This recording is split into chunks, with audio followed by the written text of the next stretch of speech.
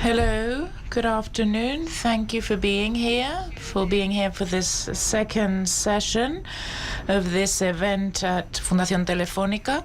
Thank you to Fundación Telefónica for this space. Thank you for accompanying us since the first edition of the film festival. We have Carlos Heredero, who's a film critic and historian, a director of the magazine Caimán Cuadernos de Cine, and he's going to be moderating this round table. Welcome, Carlos. We also have Jaume Ripoll. He's a co-founder and responsible for contents and development of filming.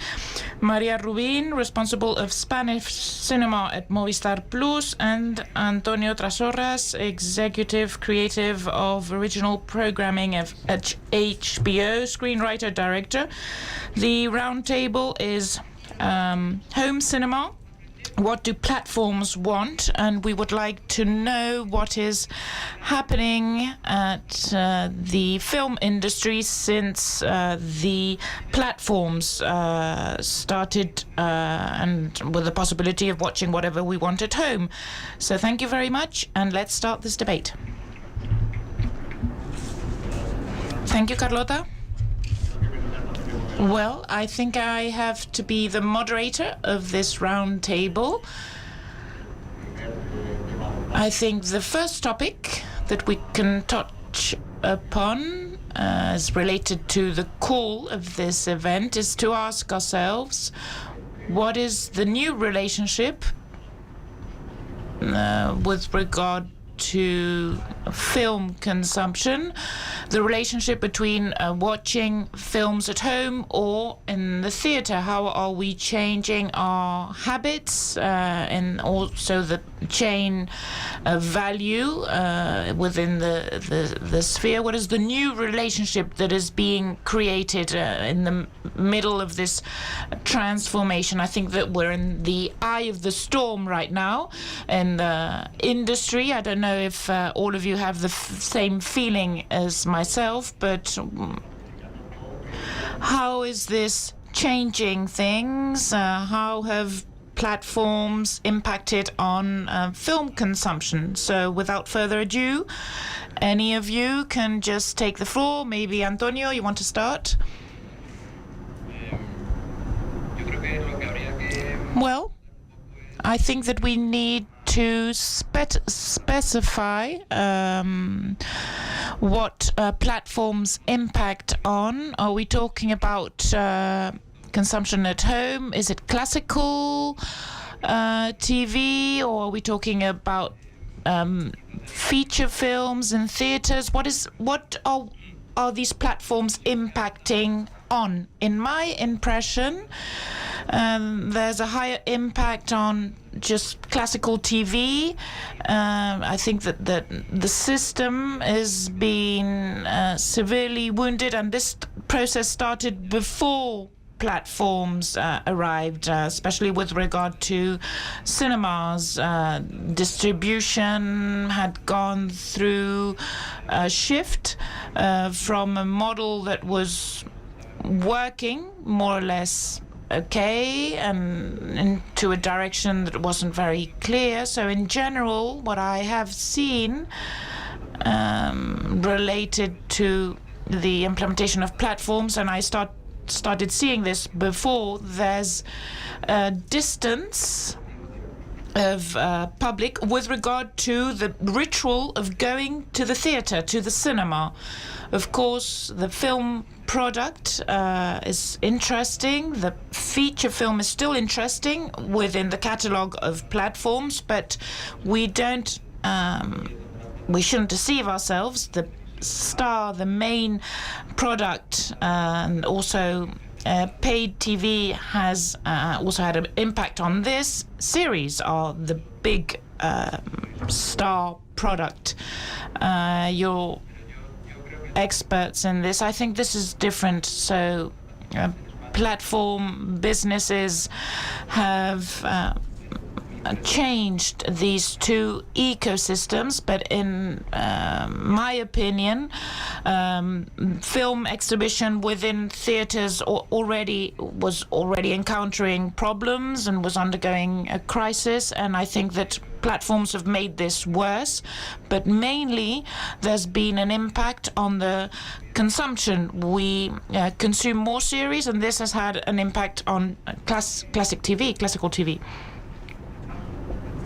I was working in Canal Plus before Movistar. It was paid TV. You had to pay for the content, not only cinema series. We also had content such as football that was very popular, and there's always been coexistence with theaters. We've tried to respect timing that were necessary at theaters. We've been offering these contents for quite some time. You have to pay for them, and figures have been good. It is true that the reaction of critics, audiences, specifically focused on series, but at Movistar, the audience also consumes films. Movistar, I don't consider it part of platforms. It is the legacy of Canal Plus. It is related to the system that existed in the 90s in Spain. So Carlos has asked the question, international platforms with the new implementation here in Spain, and Movistar is of course, yes, and Canal Plus based on feature films, but it is a platform at the same time, right? You existed before these other platforms. Now we are witnessing, and FILMIN has been working in this for a long time, we have new platforms that have arrived. Almost all of them come from the US. And the investment capacity that they have is huge, and they compete with the options that existed already, but we're doing the same thing. We're offering contents. The audience pays for this content, and people who are just willing to do so, they just hire these platforms. So we have Movistar, but other platforms offer cable and phone and linear, right? The business model is different, but many platforms are going to focus on linear too, and linear options. Wait a second. Don't go into that yet.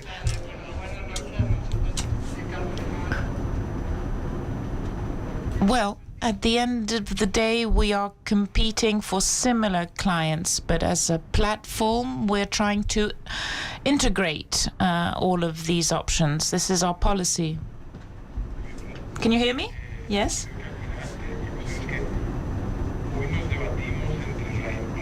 Now we are sort of got impatience, faithfulness. We are impatient with regard to what we're watching, what we're going to watch in the future. We are unfaithful to the platforms, the directors that we admire for some time, and then we don't admire anymore. And we are puzzled because we don't have time to choose. We don't have the distance. Everything is too close. We can't focus, and we can't decide properly. So all of us here, these elements, regardless of our age and political choices, we have platforms, how they produce, how they present, how long they're going to last, and all these elements have an impact on all of this. And we don't really know what is going to happen. As Maria was saying, in 30 years in Movistar, Canal Plus, and I 15 years in FILMIN, 13 plus 15, 45, and we're talking in total 150 years in total. Things that are changing so quickly, it is very difficult to forecast what is going to happen in 5 years' time. As Antonio was saying, series are going to be dominant, or people are just going to say, stop, I can't keep up with 18 series per week. I do think, it is my personal perception maybe, but one of the key matters, the commercial duration of feature films at theatres. It can be an European impressive film, Parasites or Untouchable, or then another Spanish film, for example. What is going to happen to these films in theatres? And this is the challenge. And I don't really see a positive solution to this. In this crossroads, and you think that it looks bad in the future, I wanted to go back to how consumption habits are changing. Do we really think that watching films in a theatre is something that is going to come to an end? Can we live without watching a film in a movie theatre? It is not necessarily me being old-fashioned, but it is true that all of this has been changing since the origins, since cinema was invented.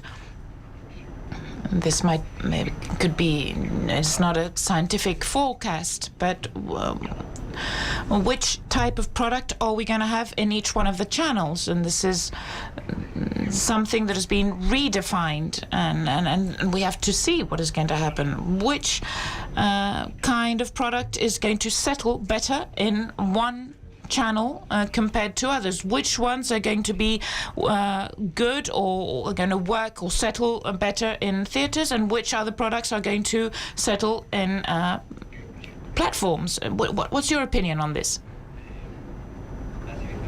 I think that film exhibition comes from a moment that had a strong social element. People gathered, and going to the movies was part of activities that you did outdoors, and once you were there, you had the magic associated to cinema, the sound, the myth of sharing cinema in a theatre. But I belong to a generation that valued, and we still do, certain technical aspects associated to the screening. I don't value the social aspect. I can go and watch a film on my own, and I think many other spectators really also focus on the social part. But over time, certain elements have been less important to part of the population. Younger people are not as impressed by a big screen, incredible sound system, certain feelings that are associated to their parents or their grandparents, and they can have fun, experience all of that with a smaller screen, and they continue absorbing contents, and this is completely different to our idea of entertainment. So we have social aspects. This is also sociological reasoning behind this. Some people prefer staying at home, and when they go out, they'd rather just go for a drink or for dinner, or enjoy a show that is different to going to the movies. But it is true that the film element is still part of that. People will go out for that reason. It can be an opera, it can be a football match, or it can be an event that will justify going out from your home. You might have a good screen at home, so you might be replacing the pleasure related to senses, watching that film. I've got a good equipment, a good screen, a sound system, and this might be enough for some people. Why should I go out? Well, because I want to have a drink with my friends, I want to enjoy a show, Cirque du Soleil or whatever. So it has a social aspect to it, and I think cinema has lost all this. I couldn't agree more with Antonio. It's a question of different generations. I remember when I came to Madrid many years ago already, university students, what they used to do was going to Alphaville movie theaters and saw the latest movie that was premiered, and that has been changing. Then we started looking for a show in movies, right? And it's true that show, that event needs to be created in a bigger way to attract the audience, in order to be appealing for the audience. And it's true that young people, also even before the pandemic, young people gathered or got together at home to access to these contents. Instead of going to the movie theater, well, they get together at a friend's house and they see that content at home. So this had been happening already even before the pandemic, but the pandemic accelerated this new habit a lot. And well, especially there was a sector of the population that used to go to the movie theater, which is women who got together with their female friends, and a big part of that population is still scared of going to movie theaters, and this has impacted the economy of the film sector, the film industry.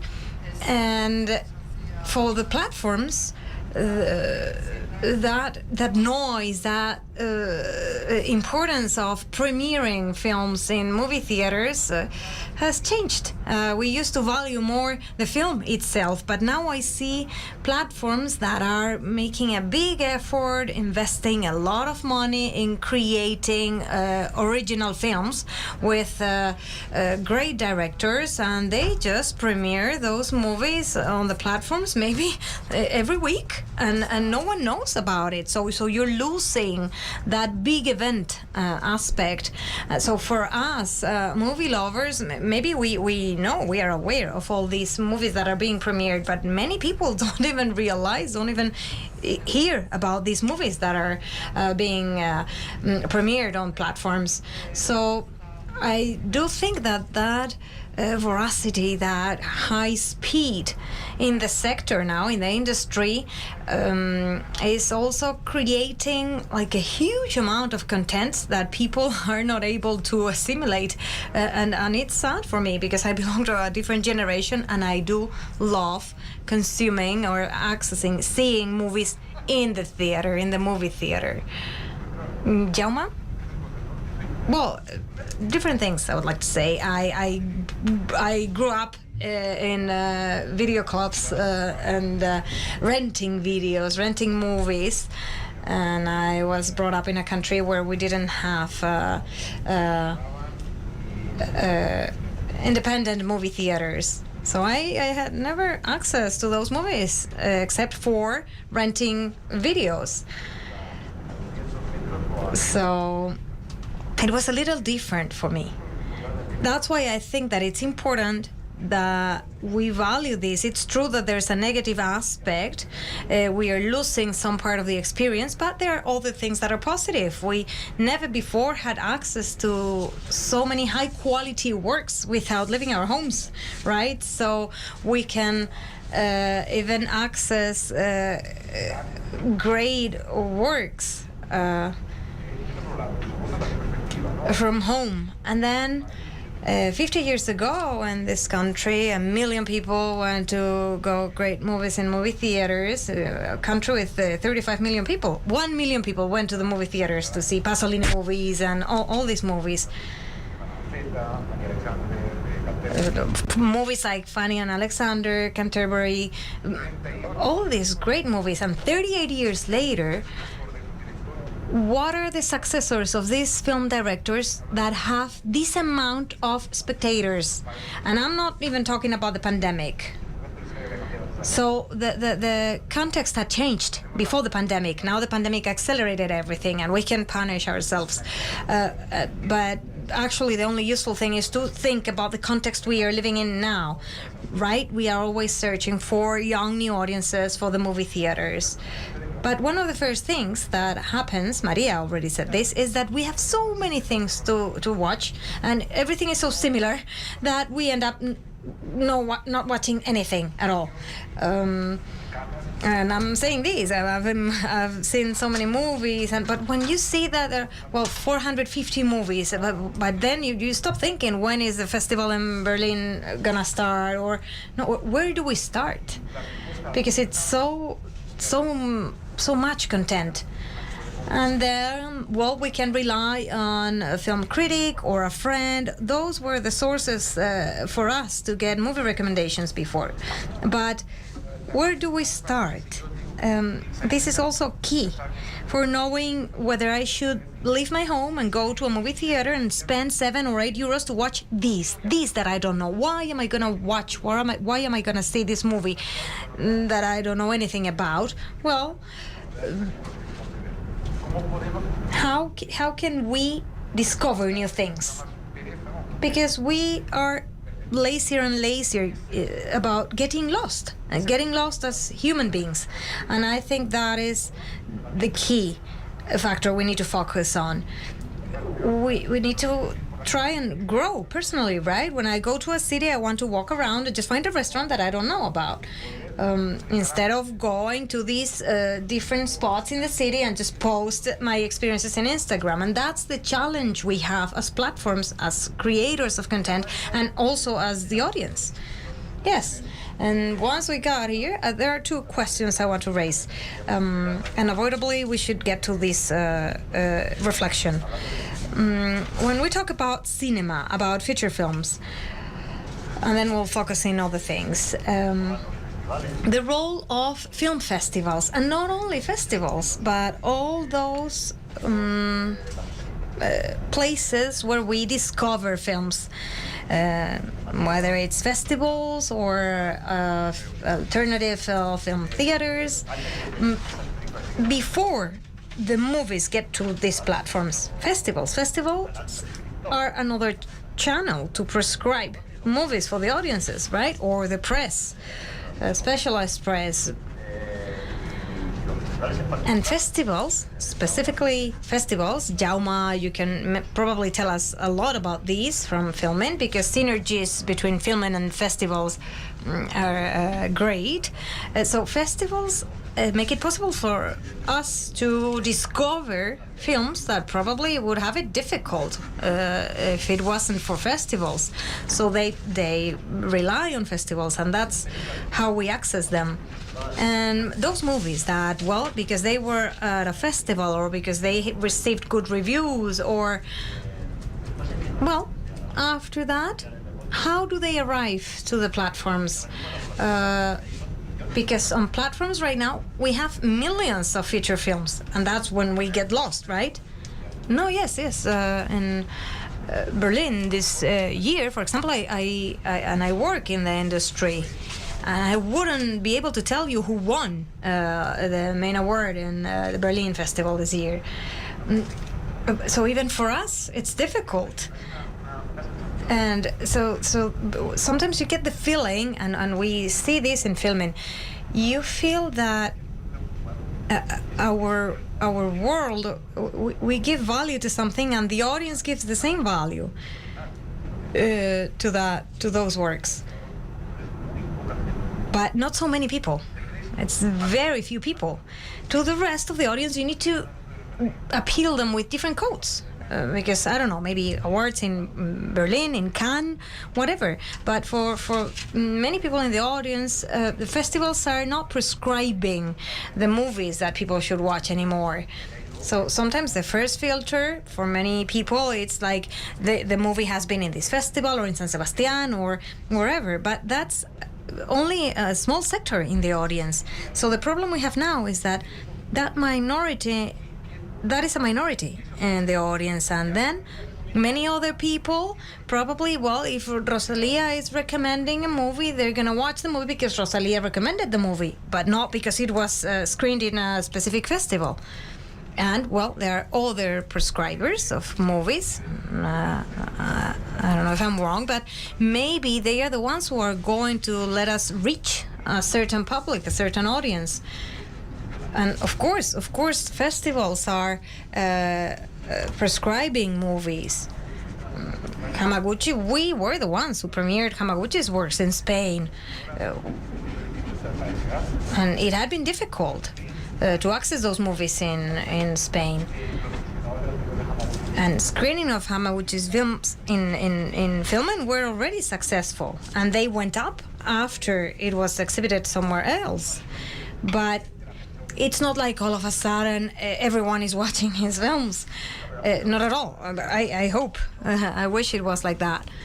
No, but I'm not just thinking about minority films. But even the most relevant Spanish movies in Spain, they are in the San Sebastian Film Festival, and they will end up in platforms as well. But how we distinguish in platforms between those movies that have been in festivals before, whether they obtained any awards or not, movies that gain access to movie theaters thanks to those festivals. Is there any way that we can distinguish between the millions and millions of contents that we have in platforms? Well, in that sense, I'm responsible of Spanish cinema in Movistar, and when we are going to buy, which is movies, we have very clear criteria. Of course, those movies that are blockbuster movies with a lot of support from the press or support from TV channels, those movies are the ones that we are interested in, because we know that we include them in the platform, and the consumption is the rates are amazing. Another important thing is the Goya Awards. It's true that the Goya Awards have consolidated Spanish movies many times, right? It's like what you were saying, creating an event that connects with the audience. So the audience recognizes these works, these movies. And apart from that, we don't have many other sources. Festivals, yes, but codes are changing, like Jaume was saying. And for what used to be important codes for us have changed. Cannes, years ago, the Cannes Festival had a great value, but right now, many people who don't work in the industry, they don't know who won the awards in Cannes. They're not even interested. And actually, no, movies that obtain the awards there have been premiered in Spain. People don't get crazy about it. So, well, San Sebastian, yes, it's still an event that's important, and it positions films when it comes to the Goya Awards afterwards. Yes, this year, Cannes, Titan was the film that obtained the main award in Cannes. And we're talking about, right now we're in a festival about films made by women. So we're talking about Cannes. In Cannes, a woman director wins the award. Venice, the same. Titan is in the center of the conversations about cinema and the world. And we're living in a specific context, and we have the data. It's there. It's undeniable. So do we really think that platforms can stay aside, away from an event like Titan? I mean, a movie like Titan can be in the center of worldwide cinema conversations. And it can be premiered in the US, commercially premiered in the US. And after that, it's going to be on the platforms, obviously. Well, yes, no, platforms are not aside. No, of course, and we've all wanted to buy Titan, but we're not aside. And Parasites, yes, Parasites as well, and the Oscars. The Oscars is another event, of course, but yes, I assure you that then you're going to see the results. You check the data of what clients watch, and that's not the movies they're looking for. But of course, platforms want to have those movies in their catalogs, the ones that get to become an event, a cinematographic event. There are still some events, but not so many. The Goya Awards here in Spain, the Oscars, of course, they're still relevant, but it's happened to me. Being in Arco with people at the same time that the Oscars were about to take place. I'm talking to you about 3 years ago, and I asked these people about the nominees for the Oscars, and they didn't know. They hadn't seen those movies. So it's changed. You couldn't imagine something like that when we were young, and now it's happening. Codes are changing. I agree with Jaume on that. There are different codes, different communication channels, and it's not what we were used to have. So we need to see that. We need to learn how to connect with that. There's something that I think it's very important. When it comes to young people, young audiences, they work in a totally different way to the people who are offering them the contents. They have different codes, they have different ways of searching for the content they want, and I think it's important that we get good quality education, audiovisual education at schools. It's one they could read even. Well, yes, it's true that we don't study at schools. We don't study history of the film industry, and that would be important. Yes, and if they could learn how to enjoy good quality cinema, it would be important. Well, good cinema and bad cinema as well, right? Well, yes, some general culture about film history. Yes, when Titan was premiered in movie theaters a month and a half ago, I think, in Spain, we got Crash back, obviously. And Crash had been watched in movie theaters more than Titan. And it's on platforms, and it's not. I don't want to sound too proud about it, but it's of course Titan is more attractive because it's new and it's coming from a very specific moment in history. But there has been a change, and it's not only because of the pandemic. The pandemic just accelerated all these processes.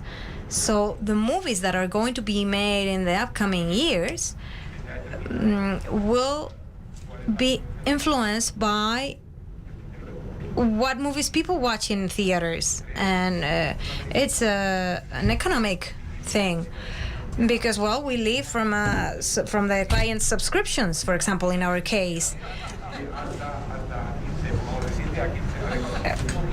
So well, if the three of us, if we go to watch Titan in movie theaters, we'll pay 22 euros, and we're talking about 15 euro subscriptions in most of our cases. So the way the audience behaves in movie theaters is what is going to influence the way of making movies in the future, because public funds will not be able to pay for this, because the distribution industry, who is thinking just of the cooperation between theaters and platforms and TV channels, if we only have TV channels, well, maybe it will be profitable for them. So when I talk about TV, I also talk about platforms. So those are the challenges that we still need to think of in the industry. Yes, but Jaume, what you're saying, getting Crash back together, I think it's very interesting, and I think most people who like one of the movies would like the other one, probably. But I also have a feeling, it's just my intuition, it's not anything scientific. Many people who would like Titan, you need to point them with a gun and force them to the movie theater, because you wouldn't take them to go to the movie theater. How easy it is to access the content from your couch at home.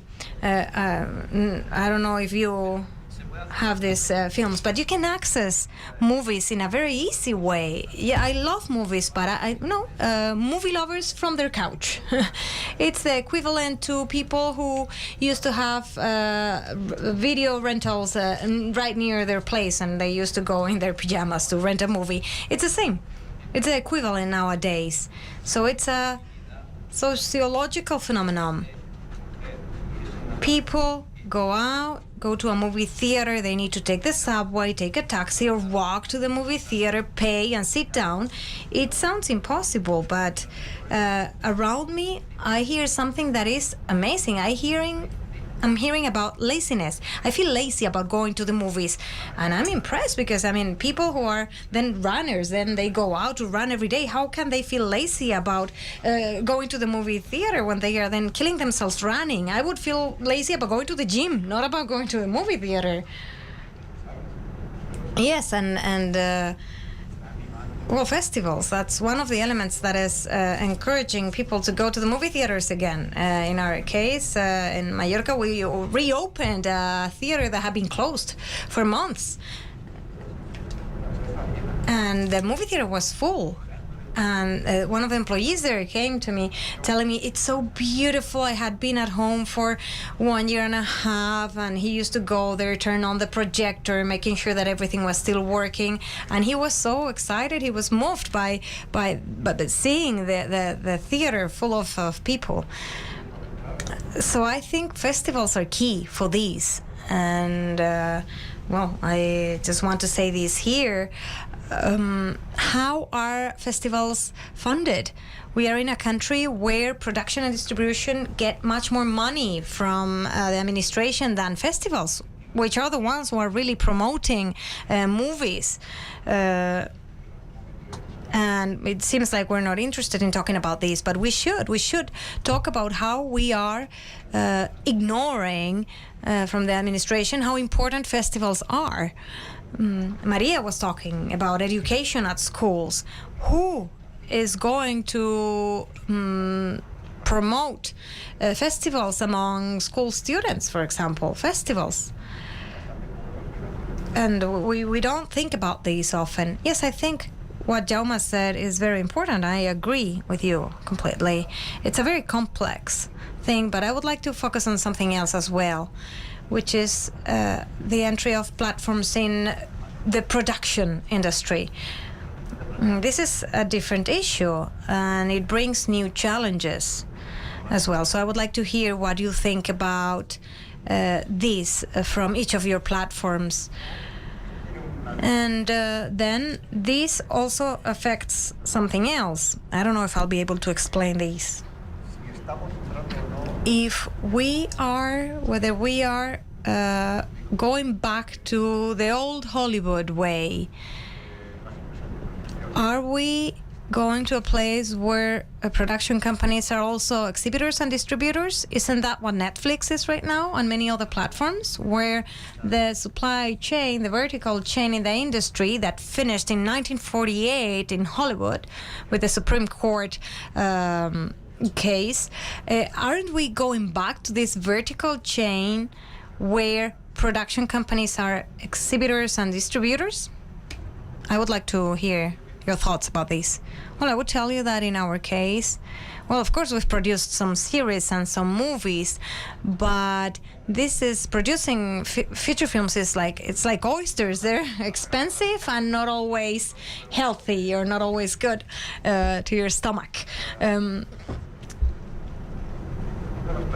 So, well, as platforms, we live from the subscriptions of our clients. So we need to have content.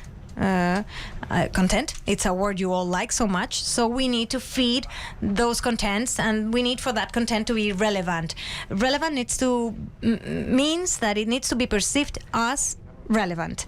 So we need to sometimes feed this with our own content. So more and more we're gonna have more contents. So at the beginning we used to think, oh, what a great platform, but then when you have 18, 19 platforms, well, you get bored and you forget about when you see all those commercials on billboards about platforms. So you focus on the content in each moment, which sometimes it's microseconds. So it's just a race, a constant race, when we have a lot of collateral damages for everyone. But there's not such a big difference to what TVs were doing a few days ago. A3 Media, Telecinco, what they were all doing when they were producing their own contents. It's true that we had movie theaters, but, well, sometimes here, the beginning, films start and end on the platforms. Because, well, sometimes we also buy movie theaters, well, just to create bigger contents, bigger events. Well, yes, but platforms are already buying movie theaters. Yes, true.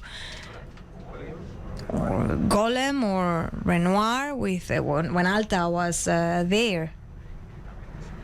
So we're coming from that environment. It's not that different. And another thing, it can be dangerous.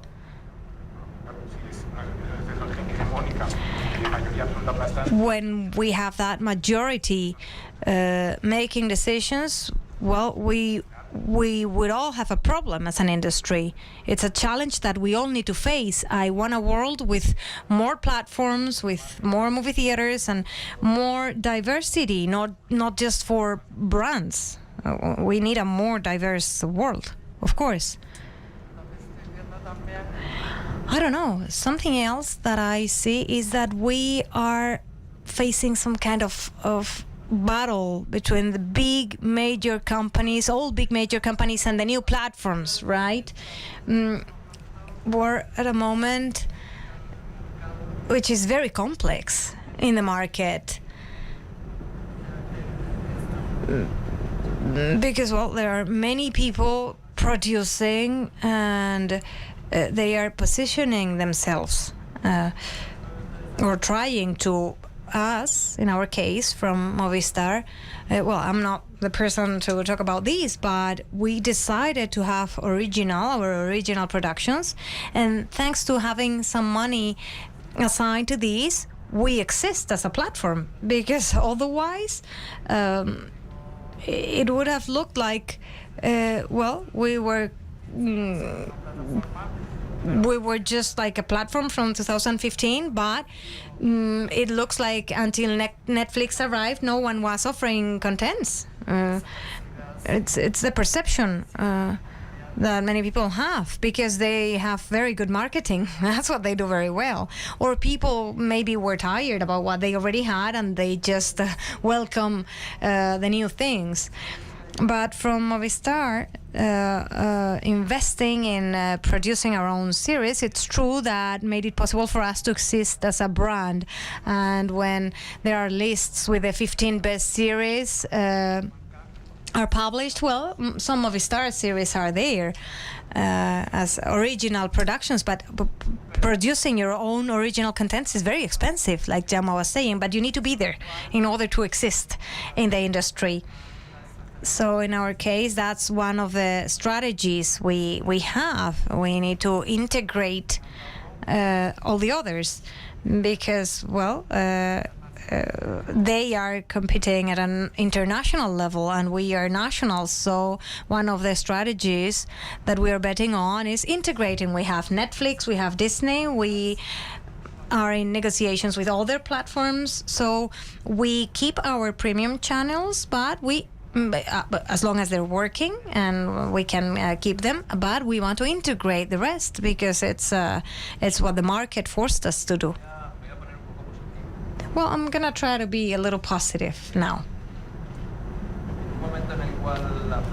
In a moment when producing movies was decaying and when open TV channels were having difficulties with series staying in the prime time because there were other formats, other models, contests, reality shows were prioritized. In that moment, other paid platforms, Movistar and other multinational companies, started injecting funds in Spanish productions.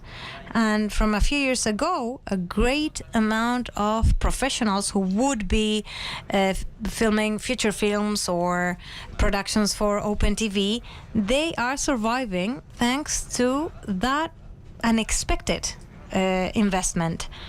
Those of us who are living in that moment and we're still there, I think we wouldn't have predicted that this was going to happen. But thanks to that, filmmakers, screenwriters, actors, and technicians, of course, they are surviving in the industry thanks to this. So from that perspective, from the industry perspective, I really wish that this will keep ongoing and that we don't start thinking of that bubble, right? We all have that feeling of living in a bubble that is going to burst sooner or later. Yes, that's what I would ask. How much is that going to last? Because you're talking about the industry, there is a lot of work in the industry, a lot of activity, and that's incredibly positive for the industry and for new professionals, new students coming out from movie schools. But the big question, I don't know if there's an answer, because it's probably trying to guess the future, but the question would be, is this going to last long? Well, we don't know how long. But yes, I have the feeling that this production speed is not something we can keep up with for a long time. Yes, it's what we were saying before. It's impossible to distinguish between the different products. I'm not just a romantic who thinks that if you give many things to the people, many diverse things, they are going to go crazy and they are going to see them all. No, but it's true that if they are all very similar, if all contents are very, very similar, I do miss more differentiation between the different things we are consuming. Maybe not in your case, because as you were saying, you produce just one and it doesn't look like anything else in the market. But I think that that's part of the problem. That's the beginning of the problem, when there are many series, many productions. And I believe that the Spanish audience wants to see Spanish productions. But then they see that they don't feel so comfortable because everything looks the same. And we start hearing things like people getting tired, they start watching series and they stop watching them. And that can be a problem, a serious problem. But I do believe that the audience is anxious to consume, to watch Spanish national contents, and that happened with open TV channels from the 80s to the 90s. All open TV channels had American series in prime time schedules, and then they got Médico de Familia, Spanish series, and it was so amazing that everybody clicked and they started thinking, we're going to produce national series because the audience is interested in these contents. And so it was clear then that the audience prefers a normal series than an international product, which is maybe high quality, but it's a niche product, a niche content. only addressed a specific target audience, and it can be very relevant, but the essential food, the essential content for a national audience is based on characters based on their own reality. So I think that's going to be like that always, but I'm also concerned by uniformity, by the lack of differentiation, not only with regard to creation, but also with regard to model concept of series. When something works, we want everything to be the same for some time until something else works, and then we want that other thing for everything. So it's got to do with a concept.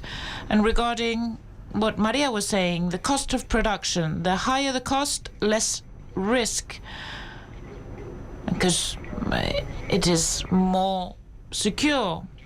So let's see, a book with teenagers, drugs, crime somewhere. So this can be the necessary ingredients for a series, and people get tired, but there's nothing as spectacular. I'm not going to subscribe to this platform to watch that. No, not specifically. Is this a matter of format or concept, as Antonio was saying? That feeling of that we're all doing the same, more of the same, and it works and we just continue doing it? Isn't it related to that widespread knowledge, not only in the industry, that we all think we know? It's like in Spain, everyone sort of knows about being a football referee. Is this the same industry? In this industry, do we all understand what the audience is? What this works? No, this is not going to work. This is going to work. And I'm sorry, but in my opinion, this is not true. Nobody knows what's going to work. Because if we all knew what is going to work, we would all be millionaires, or this business would have ended a long time ago. But in my opinion, nobody knows what is going to work. And we're going to find surprises, and this is going to happen. We have professionals, experts who think this is going to work, and surprise. It was a disaster. Shouldn't be more demanding towards ourselves? Well, I don't know. I don't know what's going to work. I'm always fearful. In Movistar, I'm going to talk about Spanish cinema. We like diversity. We look for the two lines that I was mentioning before, and also small things. We opt for new talents, and we try to have a wide array of content, diversity, and of course life brings forward surprises. Las Niñas, we thought, well, it was good, but we were surprised by the Goya Award. I can't be sure about what is going to work. And regarding series, I think we all always try to be diverse. And in HBO, I think you also try to offer different content. In filming, well, only one, but I don't think that you've used the easy things. And also there's an obsession for numbers. Professionals might seem that this is relevant to know box office, audience number, but there's a social part to this. When you go to an interview, but can you tell me how many subscribers your platform has? It seems it's like knowing about my height or my weight. It's not really relevant. And we all try to boil things down to numbers of in the box office, awards, spectators. And this allows me to open a conversation with somebody. Oh, look at the disaster of June in the US. But this, are we going to talk about the quality of the film? Maybe it's the next circle of people we know. Success, failures.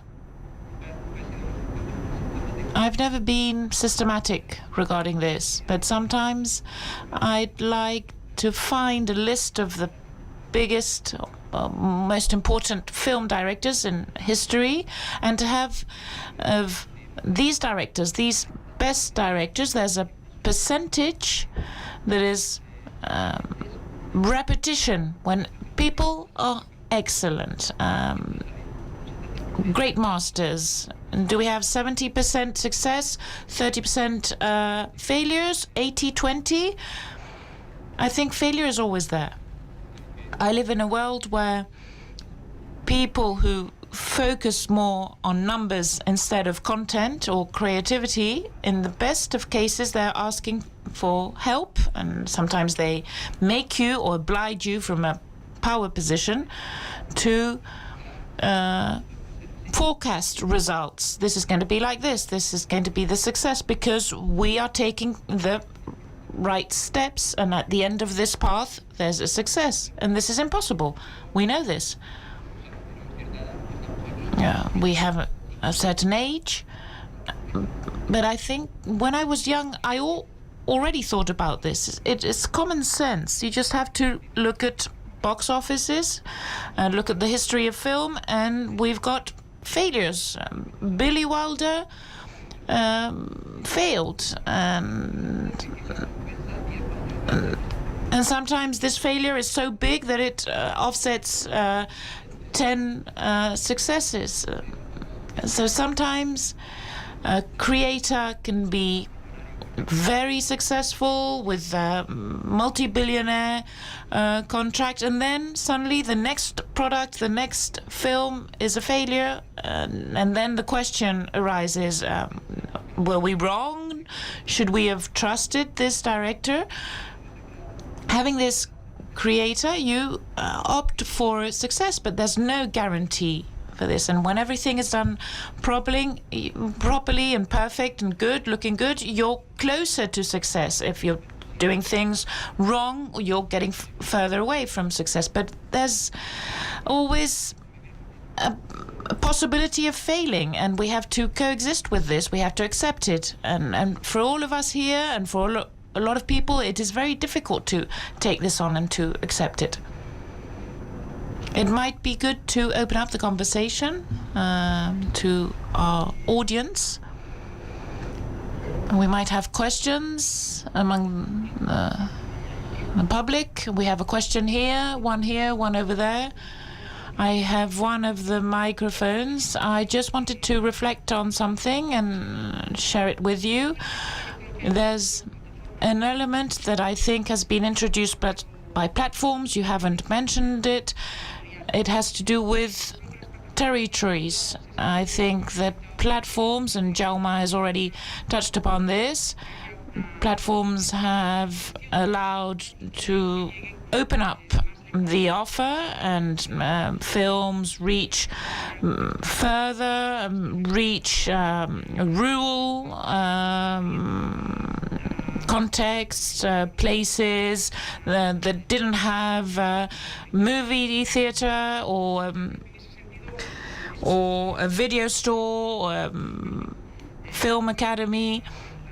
And this, I think, is positive, and in many cases, and in many locations, this was associated to TV. And I also think that films made by women also are more possible, closer, thanks to platforms. And talking to Sanadu Sadat, she was saying that in Kabul there were only 2 theaters, and they could only watch Bollywood movies. So it was either TV or Bollywood, so she couldn't watch any other things. And platforms had helped her watch or access other contents, and she was grateful for this. And it's important, I think, to mention this. People who don't really have access to movie theaters because of the place where they live. And I also wanted to reflect on a topic as a sociologist. The cultural experience that was the most enjoyed was also associated to the effort, right? If you had to go to a museum and watch the garden, you wanted to see the Garden of Eden at a museum, but you had to wait a long queue under the rain. Or sometimes I went to Thailand, I had to travel and I had to walk, and it is associated to effort, and this is related to cultural consumption, and I'm concerned by all of this. And if what you're saying is true, people are lazy, they don't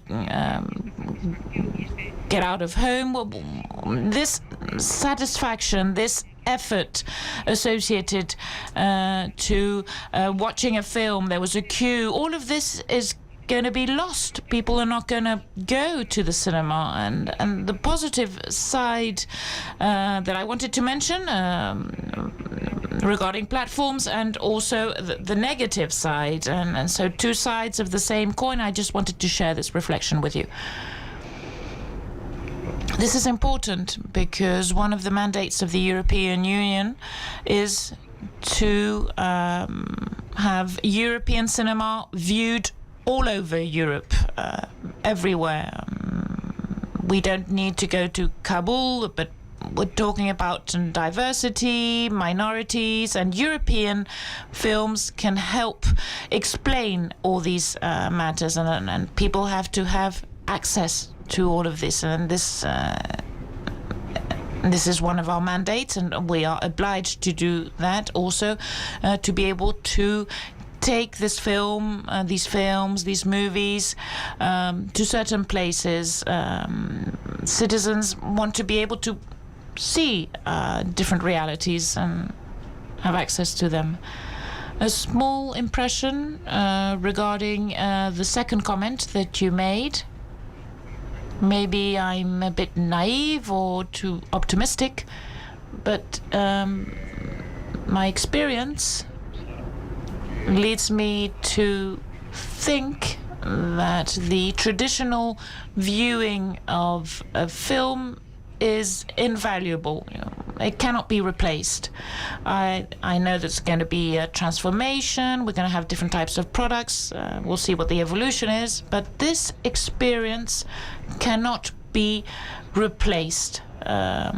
Senses, it's not the same. It's not the same to watch the film at home with your screen compared to a larger screen with the sound system, the definition on the screen, surrounded by other people. It is not the same to watch a film, a comedy on your own, than if you're surrounded by tens of people. This experience cannot be replaced. I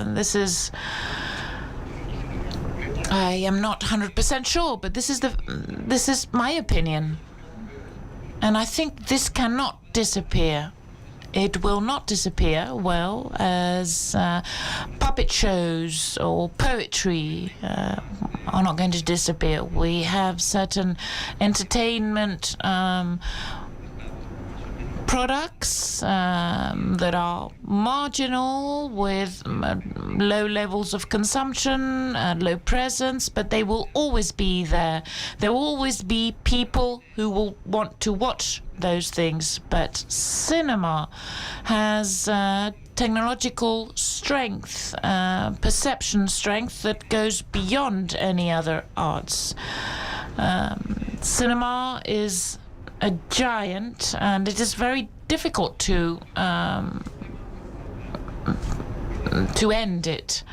I think it's got to do with generations. We haven't found the way or the strategy to make younger people fall in love with this experience. They haven't had the experience that we've had as children.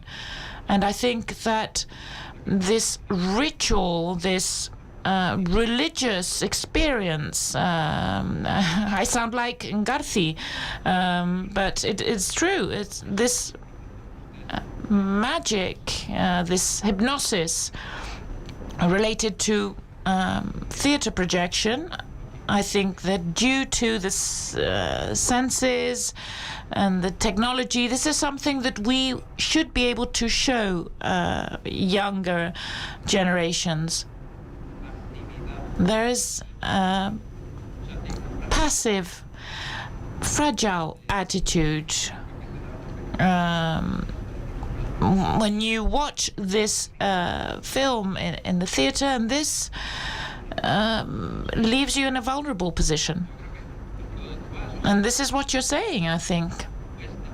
It is difficult to overcome this, but we haven't done things properly with new generations, and they are consuming with these small screens, shorter formats. This is respectful, acceptable. It is a different generation with different lives, but if we take them to the cinema and they have this experience, for example, I'm not really in love with nature or going to the mountains, but if they take me to a beautiful place, I can appreciate it, I can value it.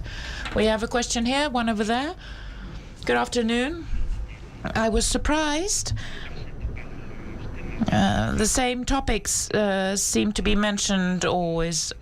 Films, series, when we're talking about content. Among the array of options, we normally have documentaries, too. Documentaries. And this is what I do. I try to share real stories, non-fiction. And what Carlos was saying, how are we going to show or screen a documentary on a large screen? If it's difficult for some feature films, well, let's imagine how difficult it is for documentaries. I think it is maybe related to the 90s perception for those documentaries that were shown on the TV channel in Spain, La Dos. We didn't have other options. We just watched that wildlife documentary and we slept siesta. Sometimes you couldn't watch it because, well, you were interested by it. We're talking about the 80s, the 70s. Either you were there in front of the TV or you went to the Filmotheek and you could watch it. But with video, VHS that Jaume was mentioning, you could record it and watch it later on. But I have the feeling that it is difficult now to do that, where you might find something that is interesting, you go back to the platform and then it's not there, and you do a search on Google and you end up on YouTube, on Vimeo, to be able to watch a documentary. What is the criteria when it comes to selecting documentaries for platforms? That's my question. Just a moment before they give the answer to that. For us, documentaries of films, we consider them to be the same. They're films, just films. So we consider them to be included in the word film. I'm sorry, we cannot hear without the microphone. In our case, as Carlos was saying, fiction, documentary, series, film, fiction, non-fiction doesn't really determine anything. I think that in our case, Agente Topo is among the 5 films that have received the most viewers, and El Chico Más Bello is also another one, and these documentaries are part of these top 5 most viewed films, and we have here 3 platforms with incredible documentaries, all of them. And I think there are many options now for documentalists. It's difficult to watch everything, but we have many viewers that are highly grateful towards documentaries. It is a good moment for documentaries. And I don't only want to compliment you too, but I think filming has excellent documentaries too. Normally, I find if I read the synopsis on a documentary and I know the topic, maybe you don't know who the director is, the talent, if you for certain exceptions that you might know, but it is difficult for you to know who is behind those documentaries. So you decide, okay, this documentary is on this topic, I'm interested, and the percentage of satisfaction for me is much higher compared to fiction. If I just with a little information and I just hear about a film maybe and I look, okay, let me look, let me read about it, and normally documentaries satisfy me more. I think the average level of documentaries is very high, and when you go into filming and you watch the wide array of documentaries, I could watch documentary after documentary after documentary, one day after the other. So I think the health of documentaries is excellent, and there's also a cultural part to this. I think it is enriching for the audience. Part of the festival of women's films will be, all these films will be shown, part of it on filming, and the quality of these films, of this festival, is etc. But yes, documentaries are films, once again. Do we have another question over there at the back? ¿Se oye? Ahora sí. Good afternoon. I wanted to thank you for the roundtable because it was very interesting, and I have many questions, but I will try to sum up. I agree with Jaume that we are living in a golden era for audiovisual contents, for the audience, but also for the industry. And you were saying before that people are not consuming alternative movies so much. I think that years ago there were long queues of people waiting in Alphaville, but let's not make the mistake. There was 4 people watching these movies. Most people were watching Back to the Future and blockbuster movies. So it's different. The audience for documentaries, for alternative movies, and blockbuster, it's different audiences. And my question would be, you were talking about the high cost of producing your own contents, your own movies. And Antonio was also mentioning that the success was in producing local contents with local characters, local stories. But don't you think that successful stories like La Casa de Papel or Élite or that they show that there are no national barriers, that the investment you make can be really profitable, that you can get a high return from producing a series nationally? They can be successful in countries that are not related with our culture at all. And a second question, the products that we have nowadays, We have had durations. The episodes used to be 1 hour long or even longer, and now we have shorter contents because people watch these contents in the subway and the bus while they're going to work. So, do you think that maybe the future will be in even shorter contents that can be maybe like even short peels, small peels, like 10 minutes, or maybe that could be the standard product because now people are multitasking, so sometimes they're not focusing on a content, so maybe they don't have the time to dedicate 45 minutes to watch an episode.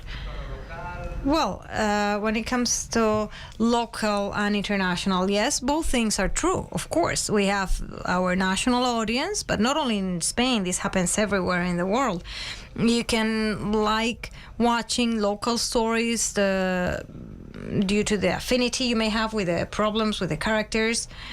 But we are in a moment like never before where it's true that practically everything can be successful coming from just anywhere. It can be a Spanish series like La Casa de Papel or a Korean series, or maybe tomorrow it's a series from Argentina.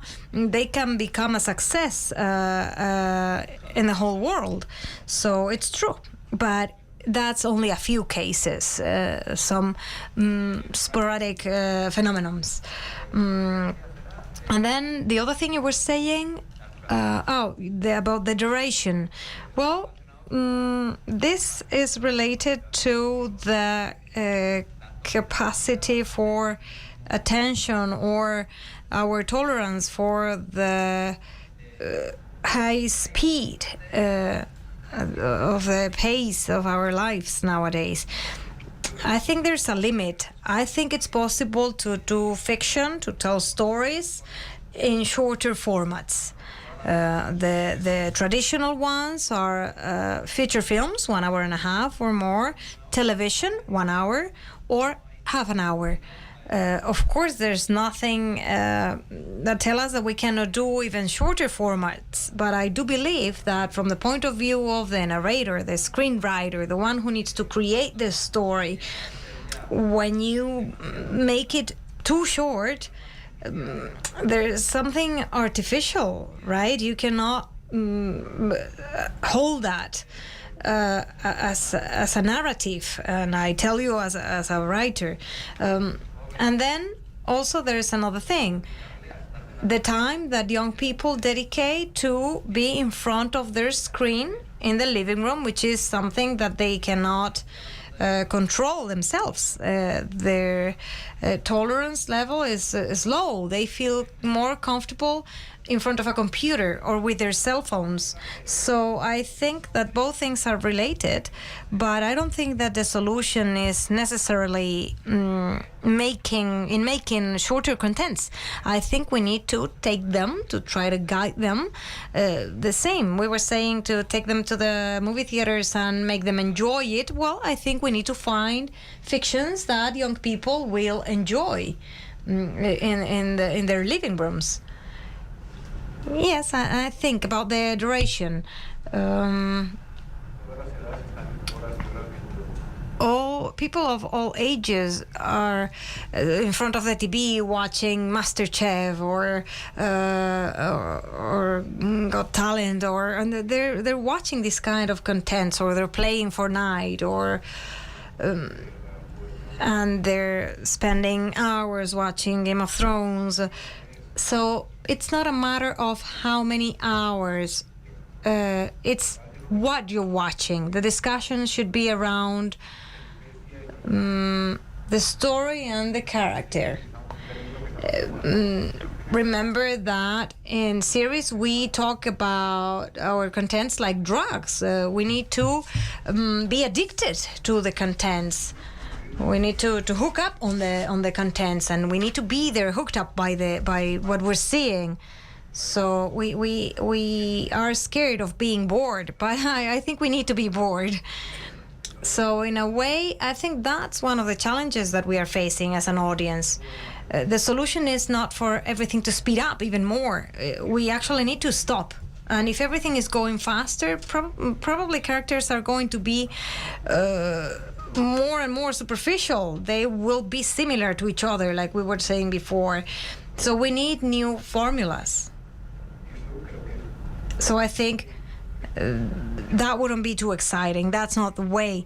And having said this, our most successful series is with short episodes. So that's the success we had, because it was short, and we bought it because it was short and nobody else wanted to buy it. So I'm glad we bought it.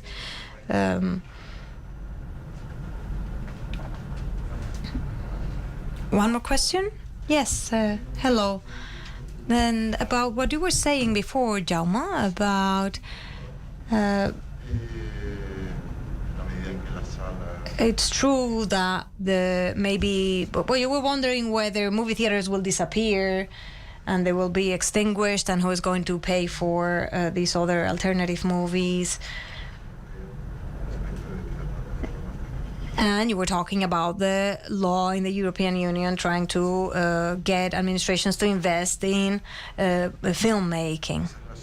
So the solution is this, or, well, we're investing in everything. What we were saying before in the industry in Spain, we are in a golden era. This is the best moment in our history.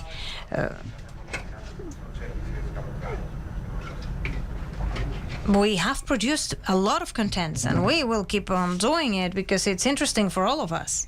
HBO and Movistar and who arrives in the market.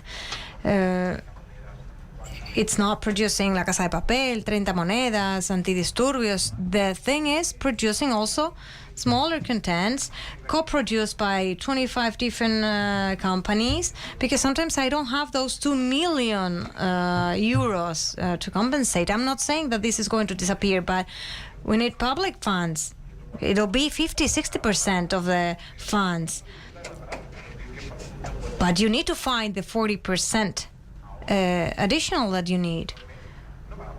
So we're not going to be able to pay that with the subscriptions of our subscribers.